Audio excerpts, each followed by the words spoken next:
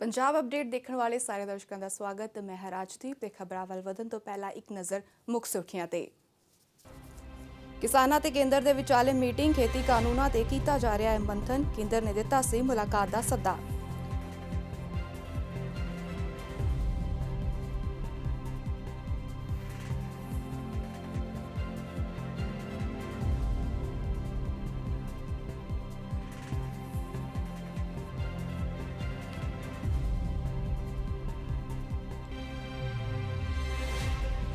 अंबाला ਦੇ ਵਿੱਚ ਕਿਸਾਨਾਂ ਨੇ ਕੀਤਾ ਪ੍ਰਦਰਸ਼ਨ। ਕਿਸਾਨਾਂ ਦੁਆਰਾ ਕੇਂਦਰੀ ਰਾਜ ਮੰਤਰੀ ਦਾ ਵਿਰੋਧ। ਰਤਨ ਲਾਲ ਕਟਾਰੀਆ ਨੂੰ ਦਿਖਾਏ ਗਏ ਕਾਲੇ ਝੰਡੇ ਦਿਖਾ ਕੇ ਕਿਸਾਨਾਂ ਨੇ ਜਤਾਇਆ ਵਿਰੋਧ। ਕਟਾਰੀਆ ਦੇ ਸਾਹਮਣੇ ਕੇਂਦਰ ਸਰਕਾਰ ਦੇ ਖਿਲਾਫ ਕੀਤੀ ਜਮ ਕੇ ਨਾਅਰੇਬਾਜ਼ੀ।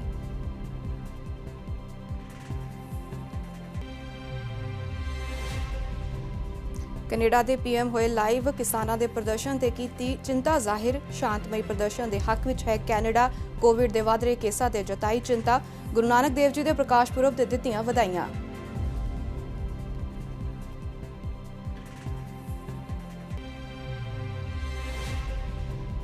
ਪੰਜਾਬ ਦੇ ਵਿੱਚ ਅੱਜ ਤੋਂ ਲੱਗੇਗਾ ਨਾਈਟ ਕਰਫਿਊ। ਰਾਤ 10 ਵਜੇ ਤੋਂ ਸਵੇਰੇ 5 ਵਜੇ ਤੱਕ ਜਾਰੀ ਰਹੇਗਾ ਕਰਫਿਊ। ਸਰਕਾਰ ਦੇ ਵੱਲੋਂ ਸਖਤੀ ਦੇ ਨਾਲ ਨਵੇਂ ਨਿਰਦੇਸ਼ ਲਾਗੂ ਕਰਵਾਉਣ ਦੇ ਆਦੇਸ਼।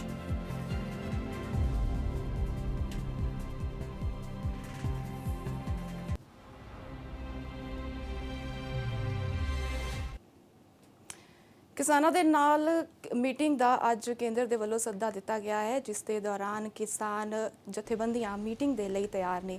ਫਿਲਹਾਲ ਕਿਸਾਨਾਂ ਨੇ ਕੇਂਦਰ ਤੋਂ ਸੱਦਾ ਪੱਤਰ ਦੇਣ ਦੀ ਮੰਗ ਕੀਤੀ ਸੀ ਤੇ ਅੱਜ ਕੇਂਦਰ ਤੇ ਕਿਸਾਨਾਂ ਦੀ ਮੀਟਿੰਗ ਹੋਣ ਵਾਲੀ ਹੈ।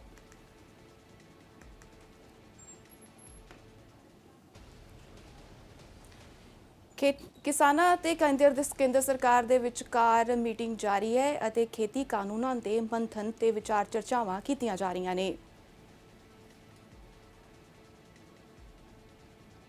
ਹਾਲਾਂਕਿ ਮੀਟਿੰਗ ਤੋਂ ਬਾਅਦ ਹੀ ਤੈਅ ਹੋਵੇਗਾ ਕਿ ਕਿਸਾਨਾਂ ਦੇ ਨਾਲ ਕੇਂਦਰ ਦੀ ਇਹ ਗੱਲਬਾਤ ਜਾਰੀ ਰਹੇਗੀ ਜਾਂ ਅੱਗੇ ਇਸ ਤੇ ਕੀ ਫੈਸਲਾ ਆਵੇਗਾ। ਮੀਟਿੰਗ ਤੋਂ ਬਾਅਦ ਕਿਸਾਨ ਜਥੇਬੰਦੀਆਂ ਦੀ ਅਗਲੀ ਰਣਨੀਤੀ ਸਾਹਮਣੇ ਆਵੇਗੀ। हाँ देखो जी साड़ी रणनीति है, रणनीति बड़ी स्पष्ट है कि साडा जिहड़ियां मंगां साडियां सरकार कोले जा चुकियां। सब तो पहले तो गल जाके साडे जिहड़े ਤਿੰਨ चार आगू है जिहड़े असीं तय कीते होए ने उही बोलणगे, गल उही रखणगे सरकार कोले। उत्थे कोई मतलब बैठांगे असीं सारे जाके नोट करांगे गलबात, लेकिन बोलणगे साडे उही बुलारे जिवें साडे मतलब राजेवाल जी ने, डॉक्टर दर्शनपाल जी ने जां कुलवंत सिंह जी ने, ਜਾਂ ਮਤਲਬ ਜਿਹੜੇ ਉਧਰ ਦੂਸਰੇ ਜਿਹੜੇ ਸਾਡੇ ਰਾਸ਼ਟਰੀ ਕਿਸਾਨ ਮਹਾਸੰਘ ਵਾਲਿਆਂ ਦਾ ਸੰਯੁਕਤ ਕਿਸਾਨ ਮੋਰਚੇ ਵਾਲੇ ਜਿਹੜੇ ਸਾਡੇ ਸਾਥੀ ਨੇ, ਉਹਨਾਂ ਦੇ ਵਿੱਚੋਂ ਵੀ ਮਤਲਬ ਇੱਕ ਦੋ ਆਦਮੀ ਮਤਲਬ ਆਪਦੀ ਗੱਲ ਰੱਖ ਸਕਣਗੇ। ਅਸੀਂ ਕੋਈ ਗੱਲ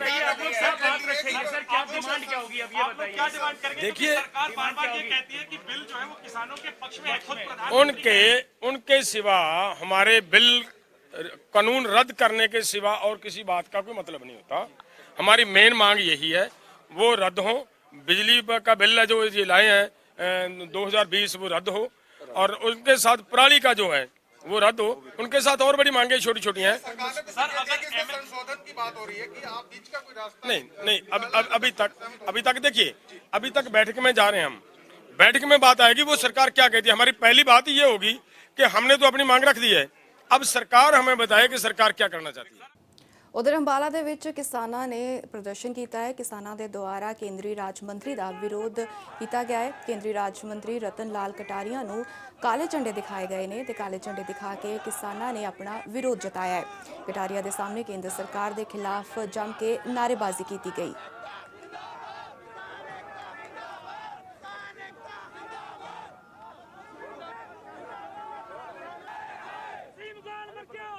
कि मेरे पीछे आप देख रहे हैं नारेबाजी हो रही है, काले झंडे दिखा रहे हैं। अरे भले मानसो, किसी और की नहीं सोचनी, अपने अंबाला के विकास के बारे में तो सोच लो। 60-70 साल से जो चीज पेंडिंग पड़ी थी आज वो हो रही है। तो यानी कि हर विकास के काम में रोड़े अटकाना, हर बात को गलत दिशा देना। मैं तो भगवान से हाथ जोड़कर प्रार्थना करता हूँ, हे भगवान ये जो काले झंडे दिखा रहे हैं इनको सद्बुद्धि दे, और ये कृषि बिलों को गहराई से पढ़ें कि किस प्रकार से मोदी जी ने इनके कल्याण के लिए कदम। ਤੇ ਅੱਜ ਪੰਜਾਬ ਦੇ ਵਿੱਚ ਨਾਈਟ ਕਰਫਿਊ ਲੱਗਣ ਜਾ ਰਿਹਾ ਹੈ। ਇਹ ਕਰਫਿਊ ਰਾਤ 10 ਵਜੇ ਤੋਂ ਸਵੇਰੇ 5 ਵਜੇ ਤੱਕ ਜਾਰੀ ਰਹੇਗਾ। ਇਹ ਨਾਈਟ ਕਰਫਿਊ 1 ਦਸੰਬਰ ਤੋਂ 15 ਦਸੰਬਰ ਤੱਕ ਲੱਗੇਗਾ। ਇਸ ਤੋਂ ਇਲਾਵਾ ਸਰਕਾਰ ਨੇ ਮਾਸਕ ਨਾ ਪਾਉਣ ਵਾਲਿਆਂ ਤੇ ਸਖਤੀ ਕਰ ਦਿੱਤੀ ਹੈ, ਜਿਸ ਦੇ ਤਹਿਤ ਜੇਕਰ ਕਿਸੇ ਵਿਅਕਤੀ ਨੇ ਮਾਸਕ ਨਾ ਲਗਾਇਆ ਤਾਂ ਉਸ ਤੇ 1000 ਰੁਪਏ ਦਾ ਜੁਰਮਾਨਾ ਲਗਾਇਆ ਜਾਵੇਗਾ। ਪੰਜਾਬ ਦੇ ਵਿੱਚ ਕੋਰੋਨਾ ਦੇ ਪ੍ਰਕੋਪ ਨੂੰ ਦੇਖਦੇ ਹੋਏ ਸਰਕਾਰ ਨੇ ਇਹ ਫੈਸਲਾ ਲਿਆ ਹੈ।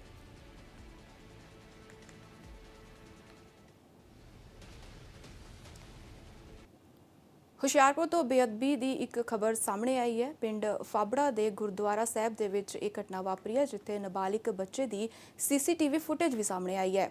ਪੁਲਿਸ ਨੇ ਬੱਚੇ ਨੂੰ ਆਪਣੀ ਹਿਰਾਸਤ ਦੇ ਵਿੱਚ ਲੈ ਲਿਆ ਹੈ ਅਤੇ ਪੁਲਿਸ ਇਸ ਪੂਰੇ ਮਾਮਲੇ ਦੀ ਜਾਂਚ ਕਰ ਰਹੀ ਹੈ। ਦੇਖੋ, ਜਿਵੇਂ ਸਾਨੂੰ ਪਤਾ ਲੱਗਾ, ਇਹ ਪੁਲਿਸ ਪ੍ਰਸ਼ਾਸਨ ਵੀ ਉਸੇ ਵੇਲੇ ਹਰਕਤ 'ਚ ਆ ਗਿਆ ਤੇ ਪਿੰਡ ਵਾਸੀਆਂ ਨੇ ਵੀ ਜਿਸਲੇ ਇਹਨਾਂ ਨੂੰ ਇਹ ਗਿਆਨ ਵਿੱਚ ਗੱਲ ਆਈ ਆ ਉਸੇ ਵੇਲੇ ਹਰਕਤ 'ਚ ਆ ਗਏ। ਔਰ ਮੈਂ ਪਿੰਡ ਵਾਸੀਆਂ ਦਾ ਵੀ ਤੇ ਪੁਲਿਸ ਦਾ ਵੀ ਧੰਨਵਾਦ ਕਰਦਾ। ਇਹਨਾਂ ਨੇ ਸਾਰੀ ਸੀਸੀਟੀ ਫੁਟੇਜ ਲੈ ਕੇ ਉਹ ਬੰਦਾ ਲੋਕੇਟ ਕੀਤਾ, ਉਹਦੇ ਘਰ ਜਾ ਕੇ ਵੈਰੀਫਾਈ ਕੀਤਾ, ਉਹਦੇ ਕੱਪੜੇ ਪੁਲਿਸ ਨੇ ਕਬਜ਼ੇ ਵਿੱਚ ਲਏ ਆ। ਔਰ ਇਹ ਬਹੁਤ ਮੰਦਭਾਗੀ ਘਟਨਾ ਕਿ ਅੱਜ ਸਤਿਗੁਰੂ ਜੀ ਧੰਨ ਧੰਨ ਗੁਰੂ ਨਾਨਕ ਦੇਵ ਪਾਤਸ਼ਾਹ ਦਾ ਪ੍ਰਕਾਸ਼ ਦਿਹਾੜਾ ਤੇ ਅੱਜ ਜਿਹੜੀ ਉਹਨੇ ਇਹ ਹਰਕਤ ਕੀਤੀ ਆ। ਤੇ ਪੁਲਿਸ ਪ੍ਰਸ਼ਾਸਨ ਨੇ ਸਾਨੂੰ ਐਸਪੀ ਸਾਹਿਬ ਬੈਠੇ ਆ, ਇਹਨਾਂ ਨੇ ਸਾਨੂੰ ਪੂਰੀ ਅਸ਼ੋਰੈਂਸ ਦਿੱਤੀ ਆ ਕਿ ਥੋਰੋਲੀ ਇਹਦੀ ਜਿਹੜੀ ਹੈ ਇਹਦੇ ਪਿੱਛੇ ਕੀ ਸਾਜ਼ਿਸ਼ ਆ, ਜੋ ਵੀ ਆ ਉਹ ਸਾਰਾ ਇਹਦਾ ਜਿਹੜਾ ਆ ਉਹ ਪਰਦਾਫਾਸ਼ ਕੀਤਾ ਜਾਊਗਾ ਸਾਰਾ। ਤੇ ਪਿੰਡ ਵਾਸੀ ਵੀ ਸਾਰੇ ਇਹੋ ਚਾਹੁੰਦੇ, ਅਸੀਂ ਵੀ ਪ੍ਰਸ਼ਾਸਨ ਕੋਲੋਂ ਇਹ ਮੰਗ ਕੀਤੀ ਆ ਵੀ ਇਹਦੀ ਥੋਰੋਲੀ ਇਨਵੈਸਟੀਗੇਸ਼ਨ ਜਿਹੜੀ ਆ ਇਹ ਹੋਣੀ ਚਾਹੀਦੀ। ਇਸ ਤਰ੍ਹਾਂ ਹੈਗਾ, ਸਵੇਰ ਕੋਈ 6 ਵਜੇ ਦੇ ਕਰੀਬ ਘਟਨਾ ਹੋਈ ਹੈ ਔਰ ਸੀਸੀਟੀਵੀ ਫੁਟੇਜ ਜਦੋਂ ਪਤਾ ਲੱਗਾ ਫਿਰ ਇੱਕ ਬੱਚਾ ਦਿਸ ਰਿਹਾ ਸੀਗਾ, ਉਹ ਫਿਰ ਲੋਕਾਂ ਦੇ ਸਹਿਯੋਗ ਨਾਲ ਉਹ ਫੜ ਲਿਆ ਹੈਗਾ। ਇਹ ਸਾਨੂੰ ਫਿਰ ਦੁਪਹਿਰੇ ਜੇ ਇਨਫੋਰਮੇਸ਼ਨ ਮਿਲੀ ਸੀਗੀ ਔਰ ਉਸ ਤੋਂ ਬਾਅਦ ਹੀ ਅਸੀਂ ਹਰਕਤ 'ਚ ਆ ਗਏ ਔਰ ਮੌਕਾ ਵੀ ਦੇਖਿਆ ਹੈਗਾ, ਉਹ ਸਾਰਾ ਅੰਦਰੋਂ ਵਿਜ਼ਿਟ ਕੀਤਾ ਔਰ ਇਹਦੇ 'ਚ ਅਸੀਂ ਮੁਕੱਦਮਾ ਦਰਜ ਕਰ ਲਿਆ ਹੈਗਾ। ਉਹ ਮੁੰਡਾ 12-13 ਸਾਲ ਦਾ ਹੈਗਾ, ਉਹਨੂੰ ਅਸੀਂ ਰਾਉਂਡ ਅਪ ਕਰ ਲਿਆ। ਕੈਨੇਡਾ ਦੇ ਪ੍ਰਧਾਨ ਮੰਤਰੀ ਜਸਟਿਨ ਟਰੂਡੋ ਨੇ ਵੀ ਕਿਸਾਨਾਂ ਦੇ ਹੱਕ ਦੇ ਵਿੱਚ ਹਾਂ ਦਾ ਨਾਰਾ ਮਾਰਿਆ ਹੈ। ਜਸਟਿਨ ਟਰੂਡੋ ਨੇ ਲਾਈਵ ਹੋ ਕੇ ਕਿਸਾਨਾਂ ਦੇ ਪ੍ਰਦਰਸ਼ਨ ਤੇ ਚਿੰਤਾ ਦਾ ਇਜ਼ਹਾਰ ਕੀਤਾ। ਉਹਨਾਂ ਨੇ ਕਿਹਾ ਕਿ ਸ਼ਾਂਤਮਈ ਪ੍ਰਦਰਸ਼ਨ ਕਰਨ ਦਾ ਹੱਕ ਸਭ ਨੂੰ ਹੈ।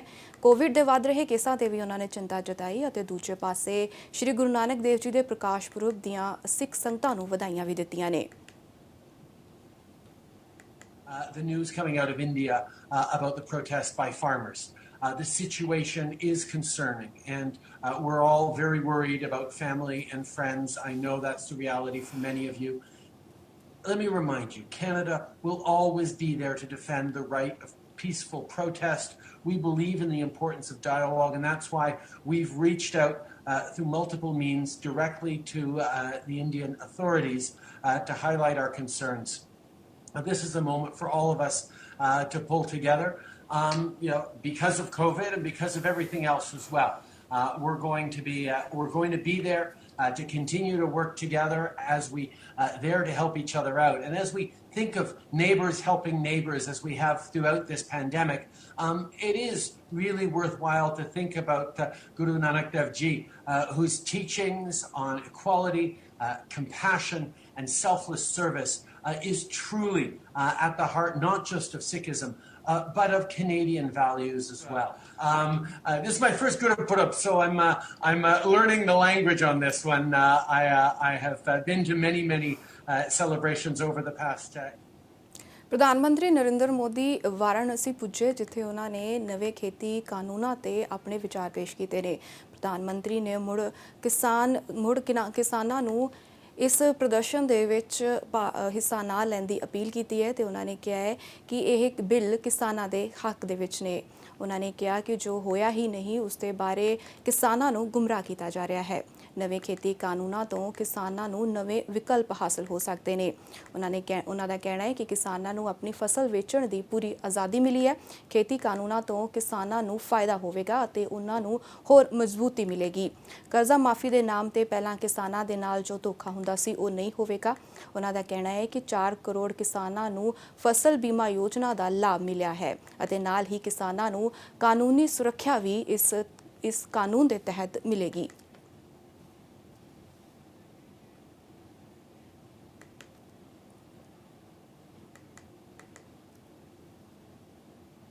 ਉਧਰ ਬਰਨਾਲਾ ਪੁਲਿਸ ਨੂੰ ਇੱਕ ਵੱਡੀ ਸਫਲਤਾ ਹਾਸਲ ਹੋਈ ਹੈ। ਇੱਥੇ 7 ਮੈਂਬਰੀ ਲੁਟੇਰਾ ਗਰੋਹ ਨੂੰ ਗ੍ਰਿਫਤਾਰ ਕੀਤਾ ਗਿਆ ਹੈ। ਇਹਨਾਂ ਦੇ ਪਾਸੋਂ ਚੋਰੀ ਦਾ ਟਰੱਕ, 2 ਗੱਡੀਆਂ ਅਤੇ ਅਸਲਾ ਵੀ ਬਰਾਮਦ ਕੀਤਾ ਗਿਆ ਹੈ। ਇਹਨਾਂ ਦੀ ਗ੍ਰਿਫਤਾਰੀ ਤੋਂ ਬਾਅਦ ਪੁਲਿਸ ਨੂੰ ਹੋਰ ਵੱਡੇ ਖੁਲਾਸੇ ਹੋਣ ਦੀ ਉਮੀਦ ਹੈ। ਇਹਦਾ ਜੀ ਦਾਰੂ ਦਾ ਕੰਮ ਸੀ। ਹੀ ਗਰੀਬ ਬੰਦੇ ਆਈ ਗਲਤੀ ਹੋ ਗਈ ਤੇ ਉਧਰ ਗੱਡੀ ਚਲਾਉਂਦੇ ਸੀਗੇ ਜੀ, ਸਾਨੂੰ ਖਤਰਾ ਸੀਗਾ ਤੇ ਇਹਦੇ ਕਰਕੇ ਸਾਨੂੰ ਖਤਰੇ ਕਰਕੇ ਆਪ ਦਾ ਲੈਣਾ ਪਿਆ ਜੀ। ਬਾਈ ਇਹੀ ਗੱਲ ਹੈ ਜੀ। ਬਾਤ ਇਹਦਾ ਹਰਿਆਣੇ ਚੋਂ ਜੀ ਬਾਈ ਘਰ ਦਾ ਗੁਜ਼ਾਰੇ ਕਰਕੇ ਲਿਆਉਂਦੇ ਸੀ ਜੀ। ਬਸ ਜੀ ਗਲਤੀ ਹੋ ਗਈ ਜੀ, ਬਹੁਤ ਵੱਡੀ ਜੀ। ਅਸਲਾ ਵੀ ਵੇਚਿਆ ਲਿਆ ਕੇ ਕਿਤੋਂ? ਨਹੀਂ ਜੀ, ਅਸਲਾ ਨਹੀਂ ਵੇਚਿਆ, ਸਾਡੀ ਕਿਸੇ ਨਾਲ ਦੁਸ਼ਮਣੀ ਸੀਗੀ ਜੀ। ਉਹਦੇ ਕਰਕੇ ਜੀ ਉਹ ਸਾਨੂੰ ਮਾਰਨ ਨੂੰ ਫਿਰਦਾ ਸੀ, ਅਸੀਂ ਆਪਦੇ ਬਚਾਅ ਕਰਕੇ ਲੈਤਾ ਸੀਗਾ। ਅਸੀਂ ਜੀ 24/11 ਨੂੰ CIA Baljit Singh inspector in charge CIA ਨੂੰ ਇਤਲਾਹ ਮਿਲੀ ਸੀ ਕਿ ਗੁਰਜੀਤ ਸਿੰਘ ਤੇ ਯਾਦਵਿੰਦਰ ਸਿੰਘ ਨੇ ਇੱਕ ਗੈਂਗ ਬਣਾਇਆ ਹੈ, ਜਿਹੜਾ 7 ਬੰਦਿਆਂ ਦਾ ਗੈਂਗ ਹੈ। ਇਹਨਾਂ ਨੇ ਗੈਂਗ ਦੇ ਵਿੱਚ ਇਹ ਸ਼ਰਾਬ ਨਜਾਇਜ਼ ਹਰਿਆਣੇ ਤੋਂ ਲਿਆ ਕੇ XUV ਗੱਡੀਆਂ ਜਾਂ ਟਰੱਕ ਇਹ ਚੋਰੀ ਕਰਕੇ ਜਾਂ ਉਹਨਾਂ ਦੇ ਜਾਲੀ ਨੰਬਰ ਲਾ ਕੇ ਇਹ ਤੁਰੇ ਫਿਰਦੇ ਗੇੜੇ ਦਿੰਦੇ। ਇੱਕ ਗਾਂਜੇ ਦਾ ਕੰਮ ਕਰਦੇ ਆ, ਇਹ ਤ੍ਰਿਪੁਰਾ ਤੋਂ ਗਾਂਜਾ ਲਿਆ ਕੇ ਇੱਧਰ ਸਪਲਾਈ ਕਰਦੇ ਨੇ ਤੇ ਅਸਲਾ ਇਹਨਾਂ ਦੇ ਕੋਲੇ ਹੈ, ਨਜਾਇਜ਼ ਅਸਲਾ ਜੀ। ਇਸ ਦੇ ਇਤਲਾਹ ਤੇ ਅਸੀਂ 24 ਨੂੰ ਇਹਨਾਂ ਨੂੰ ਰੋਕਿਆ ਸੀ। 25 ਨੂੰ ਰਾਤ ਨੂੰ 1 ਵਜੇ ਦੇ ਕਰੀਬ ਰੋਕ ਕੇ ਇਹਨਾਂ ਤੋਂ 15 ਪੇਟੀਆਂ ਸ਼ਰਾਬ ਦੀਆਂ ਬਰਾਮਦ ਹੋਈਆਂ ਤੇ ਇੱਕ ਮਿਤੀ 29 ਨੂੰ ਇਹਨਾਂ ਤੋਂ 2 ਵੈਪਨ ਬਰਾਮਦ। ਖਬਰ ਜੈਤੋ ਤੋਂ, ਜਿੱਥੇ ਚੋਰੀ ਦੇ ਮਾਮਲੇ ਵਿੱਚ ਪੁਲਿਸ ਨੇ 7 ਮੁਲਜ਼ਮਾਂ ਨੂੰ ਕਾਬੂ ਕੀਤਾ ਹੈ। ਇੱਥੇ ਚੋਰੀ ਦੀਆਂ 21 ਬੈਟਰੀਆਂ ਅਤੇ 20,000 ਰੁਪਏ ਬਰਾਮਦ ਕੀਤੇ ਨੇ। ਇਸ ਮਾਮਲੇ ਦੇ ਵਿੱਚ 2 ਦੋਸ਼ੀ ਪੁਲਿਸ ਦੀ ਗ੍ਰਿਫਤ ਤੋਂ ਬਾਹਰ ਨੇ। ਪੁਲਿਸ ਦੇ ਵੱਲੋਂ ਫੜੇ ਗਏ ਮੁਲਜ਼ਮਾਂ ਨੂੰ ਰਿਮਾਂਡ ਤੇ ਲੈ ਕੇ ਪੁੱਛਗਿੱਛ ਕੀਤੀ ਜਾ ਰਹੀ ਹੈ।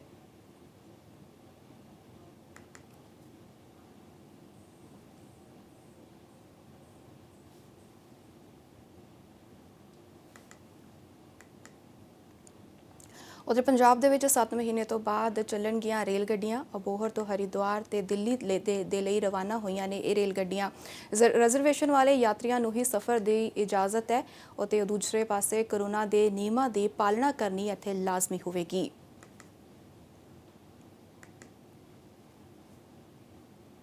ਸਭ ਤੋਂ ਪਹਿਲਾਂ ਮਾਸਕ ਲਗਾਉਣਾ ਜ਼ਰੂਰੀ ਹੈ। ਦੂਜੀ ਸੀਟ ਬੁੱਕ ਕਰਾਉਣੀ ਜ਼ਰੂਰੀ ਹੈ। ਕੋਈ ਵੀ ਜਨਰਲ ਪੈਸੇਂਜਰ ਨਹੀਂ ਬੈਠੇਗਾ ਵਿਦਆਊਟ ਰਿਜ਼ਰਵੇਸ਼ਨ। ਤੇ ਹਰਿਦੁਆਰ ਗੱਡੀ ਤੇ ਅੱਜ ਅਬੋਹਰ ਤੋਂ 17 ਸਵਾਰੀਆਂ ਤੇ ਦਿੱਲੀ ਤੇ 37 ਸਵਾਰੀਆਂ ਨੇ ਸਫ਼ਰ ਕੀਤਾ।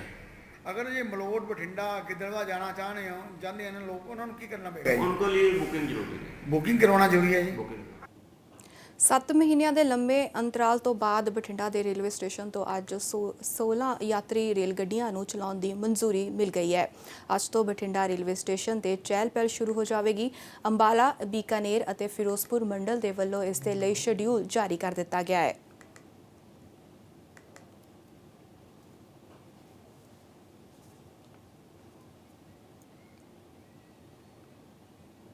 ਪੰਜਾਬੀ ਜ਼ੁਬਾਨ ਦੇ ਪ੍ਰਸਿੱਧ ਕਵੀਸ਼ਰ ਬਾਬੂ ਰਜਵਲੀ ਨੇ ਆਪਣੇ ਕਾਵਿ-ਛੰਦ ਦੇ ਵਿੱਚ ਕਿਹਾ ਸੀ ਬਠਿੰਡਾ ਜੰਕਸ਼ਨ ਦੇ ਬਾਰੇ 'ਚ, ਬਾਬੂ ਤੇਰੇ ਸਟੇਸ਼ਨ ਤੇ ਰਹਿਣ ਕੂਕਦੀਆਂ ਰੇਲਾਂ। ਪੰਜਾਬ ਹੀ ਨਹੀਂ, ਭਾਰਤ ਦੇ ਸਭ ਤੋਂ ਵੱਡੇ ਰੇਲ ਜੰਕਸ਼ਨਾਂ ਦੇ ਵਿੱਚ ਸ਼ੁਮਾਰ ਬਠਿੰਡਾ ਜੰਕਸ਼ਨ ਨੇ ਕਰੋਨਾ ਵਾਇਰਸ ਦੇ ਚੱਲਦਿਆਂ ਬੀਤੇ 8 ਮਹੀਨਿਆਂ ਤੋਂ ਜੋ ਸਨਾਟਾ ਹੰਢਾਇਆ ਹੈ, ਉਹ ਸਨਾਟਾ ਰੇਲ ਦੇ ਇਤਿਹਾਸ ਦੇ ਵਿੱਚ, ਪਿਛਲੇ ਇਤਿਹਾਸ ਦੇ ਵਿੱਚ ਕਦੀ ਨਹੀਂ ਵੇਖਣ ਨੂੰ ਮਿਲਿਆ।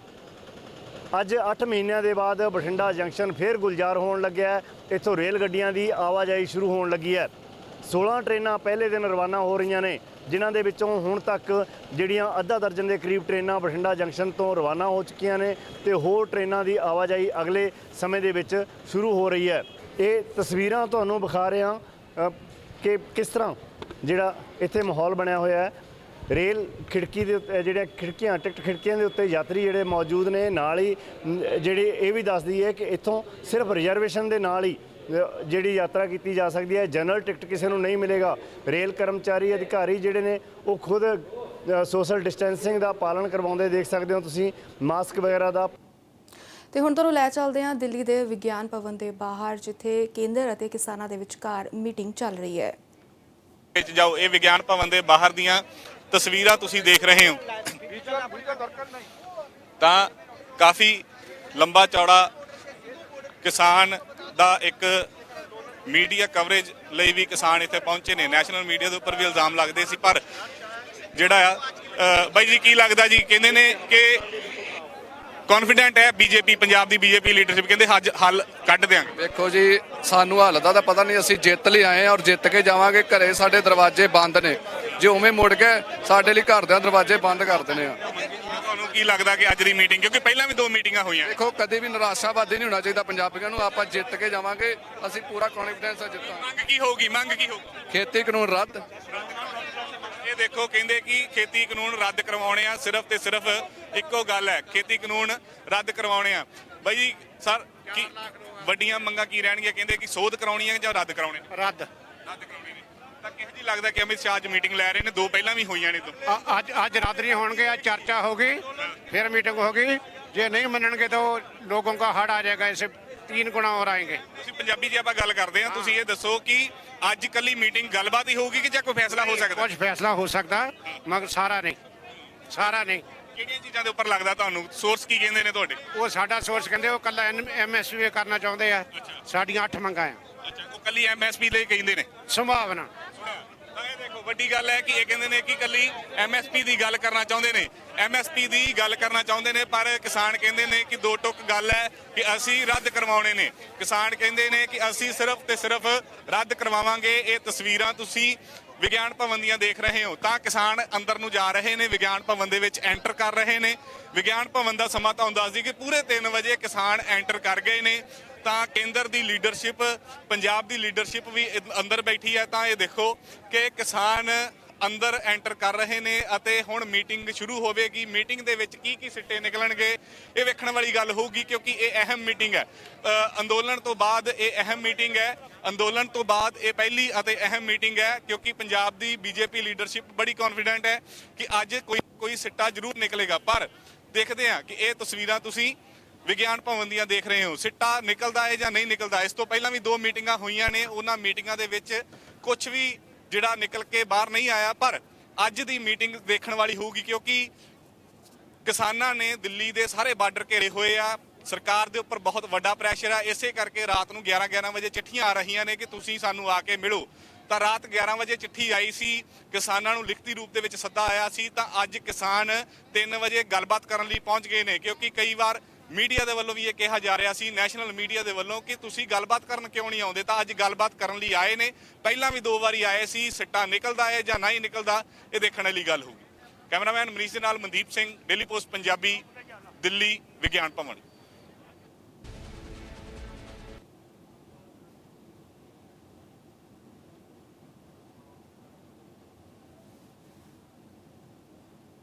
ਗੱਲ ਕਰਦੇ ਹਾਂ ਗੜਸ਼ੰਕਰ ਦੀ, ਜਿੱਥੇ ਗੜਸ਼ੰਕਰ ਹੁਸ਼ਿਆਰਪੁਰ ਰੋਡ ਤੇ ਇੱਕ ਭਿਆਨਕ ਸੜਕੀ ਹਾਦਸਾ ਵਾਪਰਿਆ ਹੈ।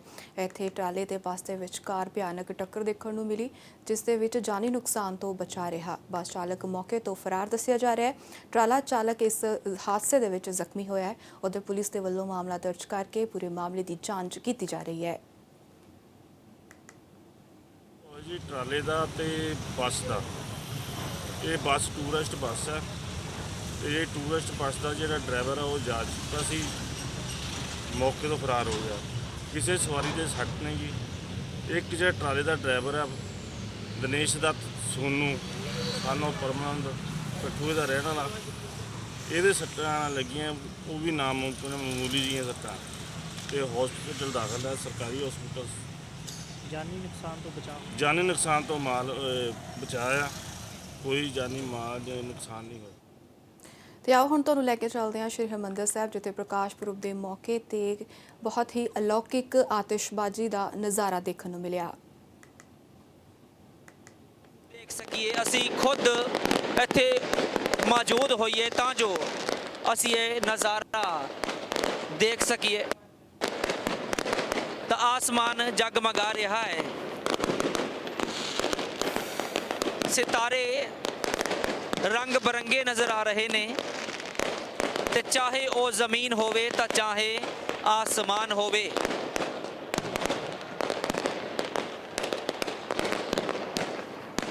13 तोलन वाले श्री गुरु नानक देव जी दा प्रकाश दिहाड़ा बड़े उत्साह दे नाल मनाया जा रहा।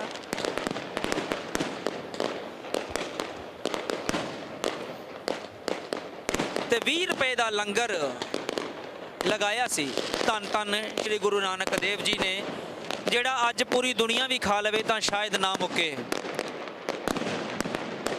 ਤੇਰੇ ਜਿੰਨੇ ਗੁਣ ਗਾਵਾਂ ਓਨੇ ਹੀ ਥੋੜੇ। ਸੱਚੇ ਪਾਤਸ਼ਾਹ,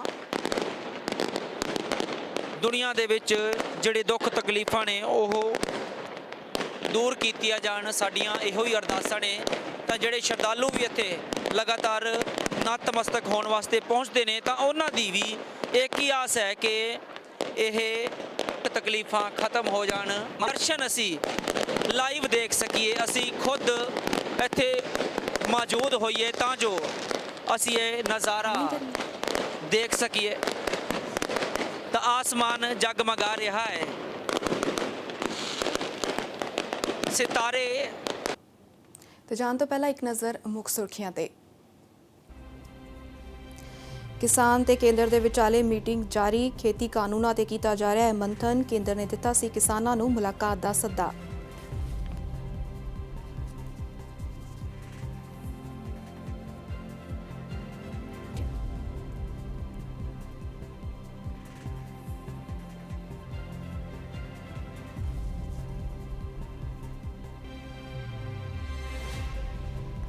ਅੰਬਾਲਾ ਦੇ ਵਿੱਚ ਕਿਸਾਨਾਂ ਨੇ ਕੀਤਾ ਪ੍ਰਦਰਸ਼ਨ। ਕਿਸਾਨਾਂ ਦੁਆਰਾ ਕੇਂਦਰੀ ਰਾਜ ਮੰਤਰੀ ਦਾ ਵਿਰੋਧ। ਰਤਨ ਲਾਲ ਕਟਾਰੀਆ ਨੂੰ ਦਿਖਾਏ ਗਏ ਕਾਲੇ ਝੰਡੇ। ਕਾਲੇ ਝੰਡੇ ਦਿਖਾ ਕੇ ਕਿਸਾਨਾਂ ਨੇ ਜਤਾਇਆ ਵਿਰੋਧ। ਕਟਾਰੀਆ ਸਾਹਮਣੇ ਕੇਂਦਰ ਸਰਕਾਰ ਦੇ ਖਿਲਾਫ ਕੀਤੀ ਨਾਅਰੇਬਾਜ਼ੀ।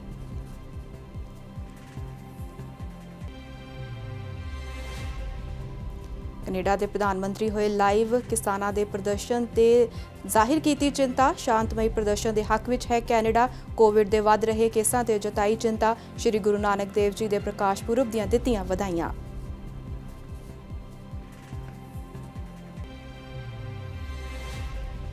ਤੇ ਪੰਜਾਬ ਦੇ ਵਿੱਚ ਅੱਜ ਤੋਂ ਲੱਗੇਗਾ ਨਾਈਟ ਕਰਫਿਊ। ਰਾਤ 10 ਵਜੇ ਤੋਂ ਸਵੇਰੇ 5 ਵਜੇ ਤੱਕ ਜਾਰੀ ਰਹੇਗਾ ਕਰਫਿਊ। ਸਰਕਾਰ ਵੱਲੋਂ ਸਖਤੀ ਨਾਲ ਨਵੇਂ ਨਿਰਦੇਸ਼ ਲਾਗੂ ਕਰਵਾਉਣ ਦੇ ਆਦੇਸ਼।